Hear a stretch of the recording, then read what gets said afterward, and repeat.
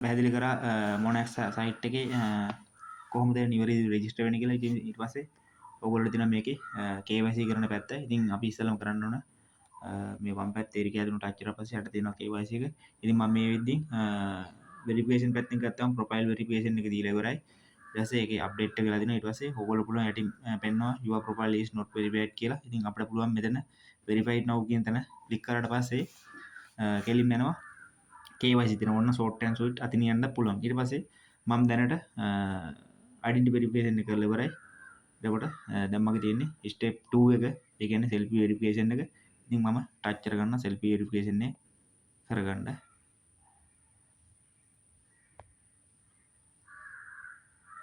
මම එහෙමත් දෙනවනේ.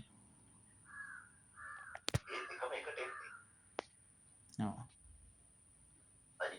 රයිට් එතකොට දැන් මෙතන අනිවාර්යෙන් කෝඩ් එකක් ඉල්ලනවා. ඒ කෝඩ් එක ඊමේල් එකට අපි ඊමේල් එකෙන් කෝඩ් එක ගන්නවා ඉස්සෙල්ලාම.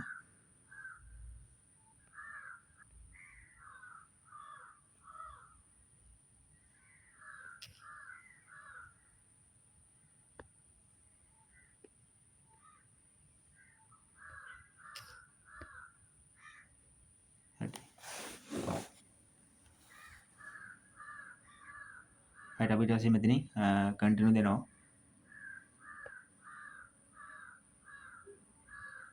කන්ටිනියු දුන්නාට පස්සේ අපට self verification එක මොකද කලින් මම identity verification දීලා තියෙන නිසා.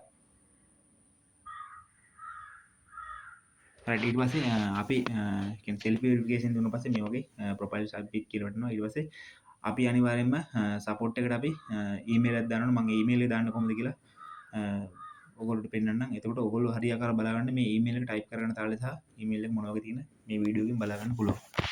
right. හරි ඊළඟට තමයි අපිට තියෙන්නේ තොරතුරු ටිකක් තියෙනවා fill කරන්න. දැන් ඔයගොල්ලෝ ඉන්නත් මේ group එක ඇතුලේ. ඉතින් අපි බලමු මේ තොරතුරු ටික. හරි ඊට පස්සේ අපිට කරන්න තියෙනවා අපි KYC කරා registration එක කරා KYC කරා ඊට පස්සේ LP KYC කරා ඊට පස්සේ අපි support මොනාක්සා කියන එකට අපි අනිවාර්යයෙන්ම මේකේ මේල් එකක් දිය යුතුයි. එතකොට අපිට දාන්න තියෙන්නේ අපි දෙන identity නැත්නම් driving license එකේ හරි තොරතුරු ටික අපි අර profile එකේ දීලා තියෙන තොරතුරු මෙතන අනිවාර්යෙන් fill කරන්න ඕන. email එක සහ සියලුම දේවල් ඒගොල්ලෝ අපි support මොනාක්සා කියන එකට අපේ තියෙන email එක හරහා log වෙලා message එකක් දාන්න ඕන. මම එකත් කරලා පෙන්නන්නම්. right මම KYC එක කරාට පස්සේ ඒ කියන්නේ selfie KYC එක identity KYC එක දුන්නාට පස්සේ දැන් අපිට ගිහලා බලා ගන්න පුළුවන්. දැන් මෙතන ප්‍රශ්නයක් තියෙන පොඩි. දැන් අපි සාමාන්‍ය ප්‍රොෆයිල් වලට ගිහිල්ලා KYC එක දෙද්දී දැන් මෙතන ගත්තාම දැන් approval එක yes කියලා වටද. එතකොට account එක verified වෙලා ඉවරයි.